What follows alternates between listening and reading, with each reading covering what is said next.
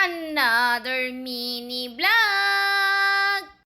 For today's video ay tayo magluluto ng pork lang, charis! Yan po ang ating lulutuin for today's video. Kaya ang ginawa natin ay inihaw natin siya dito sa kawali. Kawali na may sarili ng charis! At syempre na ating na-marinate na yan. Kaya naman minimekos-mekos na lang natin. Charis! Ang hirap talagang mag-isip ng ulam sa araw-araw. At binabad ko nga pala siya sa kalamansi na may konting bawang at meron din konting matamis para naman yummy. At may lasa na talaga ang ating niluluto.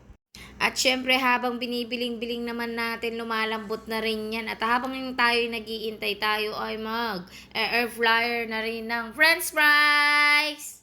At sinet ko na nga rin yan pala sa 15 minutes to 10 minutes para naman agad maluto at hindi na tayo magpiprito. Kaya air fryer ang gamitin nyo.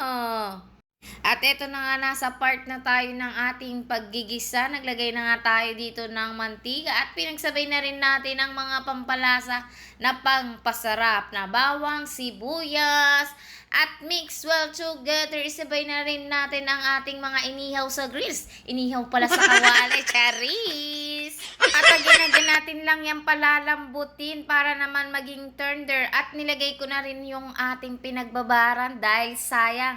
Dahil sa totoong buhay, nandito ang sarili niyang katas, charis! At kaya naman atin lang siyang i-go-go mo. I-go-go mo. I-go-go mo hanggang gusto mo, charis.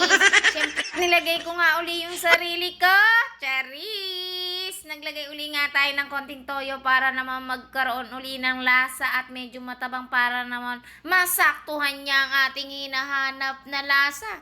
At maglalagay na tayo ng Mama Chicken kita! At atin lang yan patutuyuan para naman ma-observe niya ang yummy at mga lasa dahil nandito ang magpapanood talaga. Charis! O, diba? Kita mo yan? Mukhang masarap. Masarap talaga yan. Thank you for watching. Salamat sa panonood.